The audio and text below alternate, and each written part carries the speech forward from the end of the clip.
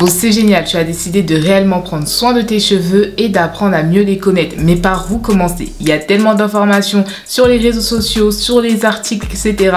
qu'on ne sait plus par où commencer et déceler le vrai du faux. Le but de cette vidéo, c'est de te donner un petit guide capillaire afin de débuter ton aventure capillaire, de la recommencer ou tout simplement de revoir quelques bases. Bien évidemment, j'ai pas la prétention de dire que j'ai toutes les bases qu'il faut pour avoir la meilleure des routines, la meilleure des aventures capillaires, mais en tout cas j'espère qu'avec ma petite connaissance vous pourrez en apprendre beaucoup à ce sujet là. N'hésitez pas à enrichir cette vidéo dans tous les cas comme d'hab en commentaire.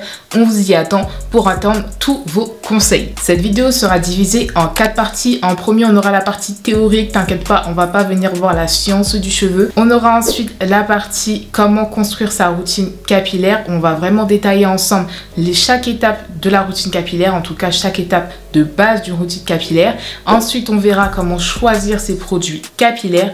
Et enfin, je te donnerai quelques petits conseils pour avoir toutes les bases qu'il te faut pour prendre soin de tes cheveux au quotidien. Ainsi dit, c'est parti. Parlons d'abord de l'état d'esprit à avoir. J'ai appelé ça le côté théorique, mais en vrai on pourrait appeler ça le côté état d'esprit parce que c'est vraiment dans la tête que ça se façonne d'abord afin de pouvoir, comme je dis, avoir une routine, avoir une aventure capillaire qui se passe le mieux que possible. La première chose qu'il faut comprendre, c'est que ton cheveu, ton type de cheveux est unique. Tu peux pas le mettre en comparaison avec un autre type de cheveux. Et dans l'univers même des cheveux crépus, il y a beaucoup de diversité. Il y a beaucoup de différences qui seront faites au niveau du type de boucle, au niveau de la densité, au niveau du volume, au niveau de l'élasticité des cheveux. Et il y a également la génétique qui joue un grand rôle. Je te dis tout ça parce qu'il ne faut vraiment pas mettre en comparaison tes cheveux à un autre. Faut pas te dire que là tu prends soin de tes cheveux pour qu'ils puissent ressembler à celui de ta voisine. C'est pas le cas. Tu prends soin de tes cheveux pour qu'ils puissent vraiment montrer le maximum de leur potentiel. Donc comme je t'ai dit, le cheveu crépus c'est un cheveu qui est unique et il est important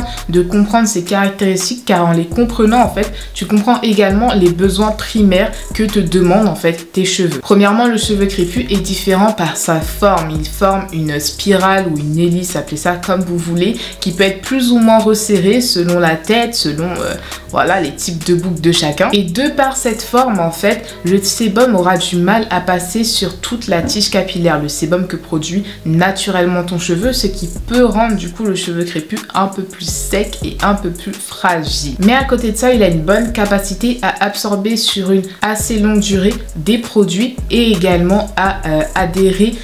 Est-ce qu'on dit comme ça? Je sais pas. Mais en tout cas, il apprécie un peu plus les produits qui sont lourds, qui sont riches, comparé à d'autres types de cheveux. Également, c'est un cheveu, tu l'auras compris, vu qu'il peut absorber sur une très longue durée ou plus ou moins longue durée des produits, il n'a pas besoin d'être tout le temps lavé. T'as pas besoin de laver ton cheveu crépus tous les jours. Tu peux le faire une fois par semaine, une fois toutes les 2 semaines, une fois toutes les 3 semaines même. En revanche, en vue des produits qu'on utilise, je t'ai dit qu'il aime bien les produits qui sont riches. Il faut bien laver les cheveux. Donc ils n'ont pas besoin d'être tout le temps lavés, mais il faut bien les laver. Également, c'est un cheveu qui pousse brin par brin et chaque brin va dans sa direction. Il n'y a pas une direction donnée. Ils vont tous un peu là où ils veulent aller. Et également, ils ont un certain niveau d'élasticité qui va surtout se provoquer lorsqu'il va rentrer en contact avec de l'eau. C'est ce qu'on appelle d'ailleurs le shrinkage. Et ces deux facteurs réunis, le fait que ça aille un peu dans toutes les directions en fait, comme ils veulent. Et du coup, qu'on a des milliers, voire même des millions de mini boucles en fait sur notre tête. Et également cette élasticité qu'ils ont, c'est vraiment ce qui nous donne cette magnifique forme en fait de l'afro. Même là, comme tu peux voir, j'ai un petit afro puff. Ça donne vraiment cette forme sphérique à nos cheveux qui peut être vraiment malléable dans tous les sens et ça c'est juste génial. D'ailleurs, je sais pas si tu as vu, mais j'ai coupé mes cheveux. C'est vrai que je l'ai pas dit sur YouTube, mais si vous avez vu sur Instagram, j'ai coupé genre ça de cheveux. Au plus grand bonheur de mes cheveux d'ailleurs. But anyway, dites-moi si vous aimez bien. J'ai l'impression que ça fait grave longtemps que je pouvais pas faire des afro puffs bien mignons avec mes cheveux. Je mettais des postiches. Mais là, il n'y a pas de postiches, c'est mes cheveux. Ah! Bref, on continue la vidéo là, c'était pas le sujet, mais bref. Mais du coup, pour revenir à ces deux caractéristiques là, c'est-à-dire qu'il va brin par brin et également qu'il a une certaine élasticité, cela peut également causer de l'emmêlage. Donc on peut voir à travers toutes ces caractéristiques qu'on a énoncées qu'il y a quelques besoins qui en ressortent. Le besoin d'être bien nettoyé, le besoin d'être hydraté, le besoin d'être protégé, le besoin d'être démêlé également. Et au final, ces 5 besoins, je crois qu'il y en a 5, voire 4, je sais plus, va venir tout simplement construire notre routine. Donc là, on va passer à la deuxième partie de cette vidéo, étant construire sa routine. Là, je vais vraiment te donner une routine de base, mes petits disclaimers. Vraiment, c'est personnalisable à l'infini parce qu'il y a plein d'autres choses à prendre en compte lorsqu'on va venir réaliser sa routine capillaire. Il y a l'état de son cuir chevelu, il y a sa densité, il y a son environnement, il y a son parcours. Peut-être que actuellement tu as les cheveux abîmés par la chaleur, peut-être que tu es une nageuse et donc du coup tes cheveux sont H24 au contact avec de l'eau et du chlore. Il y a ton budget aussi, tout cela en fait va être pris en compte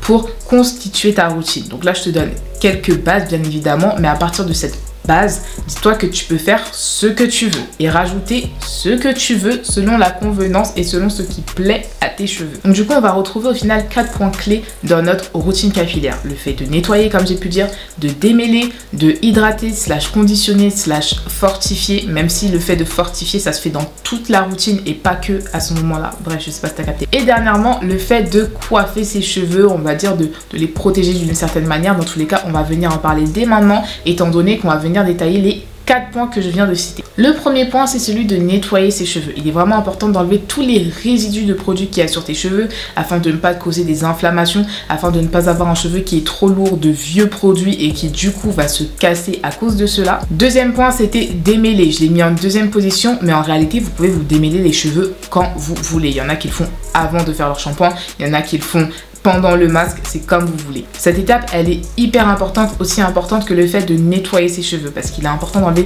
tous les nœuds. Je crois que j'ai dit important 6 fois là.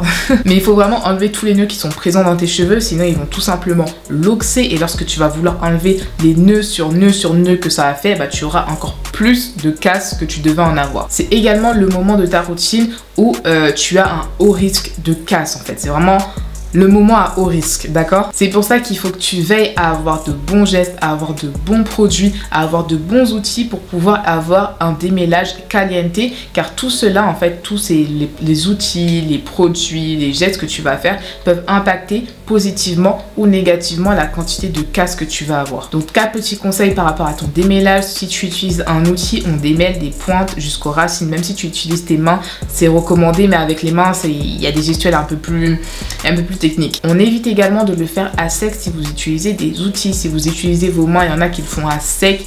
Mais encore une fois, les mains, c'est un peu plus particulier et c'est bien plus doux que lorsqu'on utilise des outils. Pour bien démêler l'intégralité de ta tête et surtout pour éviter de créer encore plus de nœuds, n'hésite pas à travailler par section en fait, tout simplement sur tes cheveux. Et enfin, si nécessaire, utilise des produits qui vont t'aider à assouplir tes cheveux et à faire glisser les nœuds. On passe ensuite à la troisième étape qui est de conditionner hydrater fortifier tes cheveux. Je vais pas trop parler dessus parce que j'ai toute une vidéo où tu pourras vraiment maîtriser l'hydratation de tes cheveux et tu verras qu'au final hydrater tes cheveux, les garder souples, les garder élastiques va te permettre également de les garder plus forts en fait parce qu'ils vont pas se casser au moindre geste que tu vas faire. C'est pour ça que je dis hydrater fortifier parce que quand ils sont hydratés forcément ils sont un peu plus robustes. Donc on a premièrement l'étape du masque. Il y a les masques hydratants, les masques protéinés. Les deux, il est important d'avoir tout simplement une bonne balance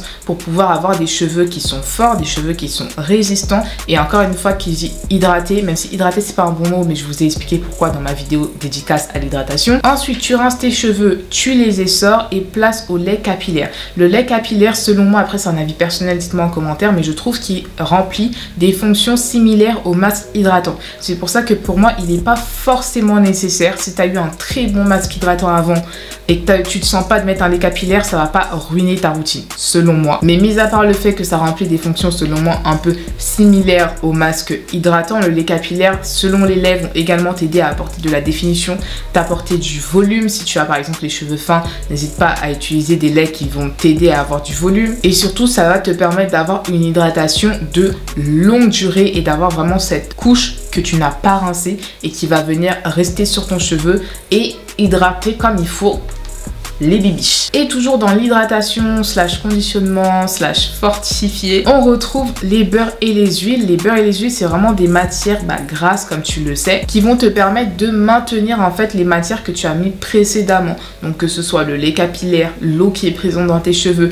les restes de masque aussi qu'il y a dans tes cheveux. Et de ce fait, ça va t'aider à prolonger l'hydratation de tes cheveux. Ça va également te permettre de fortifier tes cheveux et de créer une barrière en fait contre les agressions extérieures, que ce soit les frottements avec tes vêtements. Et la quatrième étape que j'ai pu t'énoncer, c'est tout simplement de coiffer ses cheveux une fois que tu as fini de les hydrater, etc. Comme je t'ai dit, on a un cheveu qui va vraiment brin par brin, ils font un peu leur vie. L'avantage lorsque tu vas venir coiffer ton cheveu, c'est que tu vas transformer au final l'individuel en collectif, c'est-à-dire que tu n'auras plus des cheveux qui iront brin par brin, mais mèche par mèche, et surtout que tu vas les amener dans une seule direction. Et en faisant cela, en fait, en les mettant dans des mèches, ça va leur permettre d'être un peu plus fort déjà, ça va leur permettre également de ne pas s'en mêler. Et le cinquième point, j'ai envie de te dire, le petit point bonus, c'est que vraiment durant toute ta routine, il faut que tu penses manipulation. Faut que tu aies des gestes, de bons gestes lorsque tu viens manipuler tes cheveux, parce que des gestes qui sont nocifs pour tes cheveux, que tu fais à répétition,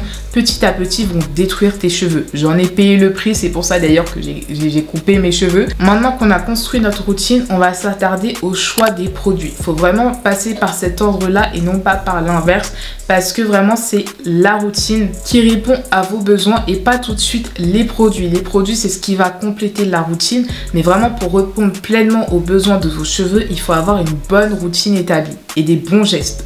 Bons gestes, ok? Parce que si t'as pas une bonne routine, t'as pas des bons gestes, tu peux utiliser les produits miracles de Madame Sarah, je t'assure qu'ils ne vont pas faire des miracles dans tes cheveux. Donc ici, dans le choix des produits, je vais pas te conseiller des produits parce que j'ai une vidéo 20 produits qui transforment vraiment les cheveux, où je te fais un répertoire des meilleurs produits, des produits qui sont les mieux notés et également des produits que j'apprécie tout simplement. Donc voilà, si tu veux un petit catalogue d'idées, n'hésite pas à aller regarder cette vidéo. Mais là, je veux vraiment t'emmener à penser genre à quoi je dois penser lorsque j'achète mes produits. Genre quand je suis devant le rayon et que je vais acheter un shampoing, à quoi je dois penser. Donc du coup, on va le faire dans l'ordre, le shampoing. Donc qu'est-ce qu'on cherche dans un shampoing? On cherche un shampoing qui correspond à notre type de peau. Si tu as du psoriasis, des pellicules, de l'eczéma, un cuir chevelu qui est irrité, il y a des shampoings qui peuvent t'aider en fait à traiter ces conditions-là. Donc quand tu prends un shampoing, prends pas juste un shampoing lambda, un shampoing qui pourrait même voir aggraver ta situation. Il faut vraiment avoir un shampoing qui correspond à ton type de peau. Ensuite, tu vas chercher un shampoing qui correspond à la fréquence de tes routines et également aux produits que tu utilises. Si tu te laves les cheveux tous les 3 jours, tu vas pas utiliser les mêmes shampoings que une meuf qui se lave les cheveux tous les 3 mois. Ne vous lavez pas les cheveux tous les 3 mois. Mais c'est juste voilà un exemple pour que tu puisses comprendre. Pareil, une personne qui utilise des produits qui sont très légers sur ses cheveux ne va pas forcément ne va pas avoir les mêmes besoins en termes de shampoing qu'une personne qui utilise des produits qui sont extrêmement lourds. Par rapport au masque, pareil, lorsque tu veux choisir un masque, il faut vraiment comprendre de quoi tes cheveux ont besoin. Je t'ai dit qu'il y a 2 types de masques, il y a les masques protéinés et les masques hydratants. Tu as d'autres masques en vrai, genre les plantes ayurvédiques, je sais pas trop ce que c'est. I don't know. Mais en tout cas, c'est là et moi j'aime. Mais pour comprendre un peu la différence entre masque protéiné et masque hydratant, parce que moi je ne comprenais pas au début, donc je vais t'expliquer avec le langage de Coco. Dans les cheveux, tu as 2 extrêmes. Tu as l'extrême où tes cheveux sont hyper secs, hyper dur, hyper rigide et ce qui va provoquer de la casse. Et t'as l'autre extrême où tes cheveux sont hyper mous, hyper élastiques, hyper raplapla qui cause également de la casse. Donc dans les 2 cas en fait, tu auras de la casse. Le but c'est que tes cheveux soient au milieu, tout simplement. Donc lorsque tu as les cheveux qui sont trop secs, qui sont trop rigides, qui sont trop durs, tu vas venir réaliser un masque hydratant. Il n'y a pas que ça qui joue, mais voilà, c'est encore une fois je simplifie. Et lorsque tu as les cheveux qui sont mous, qui manquent de structure, qui sont très élastiques, tu vas venir réaliser un masque protéiné. Maintenant, trop de masque protéiné va te ramener de ce côté-là et trop de masque hydratant va te ramener de ce côté-là. C'est pour ça qu'il faut que tu aies un bon équilibre entre les deux pour rester au milieu. Donc tu l'auras compris, vu qu'il faut une balance entre les deux, il faut avoir les deux dans son placard. Au niveau des masques hydratants, ce que je vous conseille, c'est vraiment de chercher quand même des ingrédients qui sont assez riches. N'hésitez pas à regarder ma vidéo 20 produits qui transforment vraiment les cheveux, où je propose quand même des assez bons masques. Il me semble que j'ai proposé un masque protéiné également à l'intérieur, si je ne dis pas de bêtises. Par rapport au lait, j'ai également les mêmes conseils. Il faut rechercher quand même des produits qui sont riches pour les cheveux. Enfin, c'est pas que des produits qui sont riches, parce que ça dépend en vrai des formulations. Genre, il y en a qui ont des produits qui sont riches, mais ça n'empêche pas le produit d'être nul. en vrai. Mais voilà, faut quelque chose en tout cas. Faut qu'il y ait quelque chose parce qu'il faut bien lubrifier notre cheveu. Notre cheveu a besoin de plus de lubrification que d'autres cheveux. Lorsque tu veux un lait capillaire, faut également penser à l'épaisseur de ton cheveu. Si tu as des cheveux qui sont fins, tu n'auras pas forcément les mêmes besoins en lait capillaire qu'une personne qui a les cheveux qui sont épais. Parce que toi, ça peut alourdir ton cheveu, ça peut le rendre un peu plus plat. Même si tu as une faible densité par exemple, tu vas éviter les laits qui sont trop lourds, les grosses crèmes, parce que pareil, ça peut te donner un effet qui est plat. Donc voilà, faut penser plutôt à ça lorsque vous choisissez vos laits capillaires / vos crèmes capillaires, c'est comme vous voulez. Par rapport au beurre et aux huiles, il faut savoir qu'il existe différentes épaisseurs. Par exemple, l'huile de pépin de raisin n'est pas la même chose que l'huile de ricin. L'huile de pépin de raisin est hyper légère, donc si vous cherchez vraiment à avoir des cheveux qui ont du volume, qui sont souples, qui n'ont pas trop de matière grasse, allez vraiment sur l'huile de pépin de raisin. Alors que si vous cherchez un truc qui est un peu plus riche, allez sur l'huile de ricin, parce que c'est vraiment quelque chose qui est très épais, qui est très lourd sur le cheveu. Donc mis à part cette différence là, en vrai ne vous cassez pas la tête au niveau des huiles. Franchement. Et d'ailleurs, j'ai dit mettez de l'huile de ricin, mais ne mettez pas juste comme ça l'huile de ricin. Genre, c'est de l'huile coupée généralement qu'on utilise, pas juste l'huile de ricin brute comme ça. Après, si tu veux le faire, fais-le. En vrai, qui suis-je pour te dire non? Non, fais ta vie. Fais ta vie même. Ceci étant dit, on passe à la dernière partie étant mes petits tips pour prendre soin de tes cheveux au quotidien. Le premier tip, ça revient au final avec le premier point qu'on a dit, l'état d'esprit. C'est vraiment d'être en accord avec les caractéristiques de ton cheveu. Le problème, c'est qu'on est dans une société qui a essayé de nous placer des normes au niveau des cheveux, ce qui est totalement impossible. On a tellement de diversité sur cette terre en fait au niveau des cheveux que c'est pas possible en fait d'avoir une norme. Et une fois que tu arrêtes d'essayer de te battre contre ta nature, tout va bien. Vous verrez que même que la phrase ouais les cheveux crépus c'est difficile à entretenir, elle va partir. Enfin des fois ça revient. Non mais parce que des fois ils nous énervent aussi. Des fois ils nous énervent, on va pas se mytho. Le deuxième conseil c'est vraiment d'avoir un catalogue de coiffure. Que ce soit un catalogue de coiffure signature, tu sais que hop, quand tu fais celle-ci là tu es canon. Voilà, quand tu fais celle-ci tu es belle. Mais également un catalogue de coiffure de la détresse, de coiffure d'urgence lorsque tu es en retard, lorsque voilà, tu as un rendez-vous important mais tu n'as pas pu préparer tes cheveux, que tu saches déjà quelles sont les coiffures que tu vas faire. Là aussi, ça va tout simplement simplifier ton temps. Tu ne seras pas là en mode purée, qu'est-ce que je fais à mes cheveux et tout. Tu sais déjà où aller. Tu sais déjà vers quelle direction marcher et tu fais. Le troisième conseil, c'est de trouver sa satisfaction.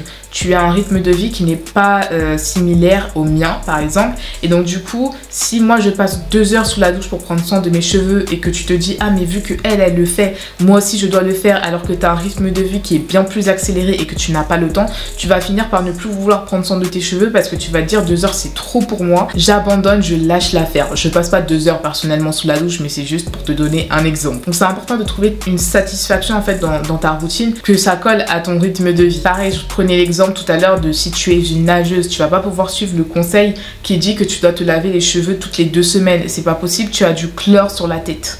C'est pas possible. Là encore, il faut que tu puisses trouver ta satisfaction, le bon équilibre au niveau de tes cheveux. Et comment le faire? C'est tout simplement en testant, en essayant des choses. À chaque routine, tu vas régler un peu les paramètres pour pouvoir avoir le système qui te convient le mieux. Tout simplement. Quatrième conseil, il me semble, mais vraiment, ça va vous sauver la vie. Assurez-vous d'avoir les cheveux qui sont toujours hydratés.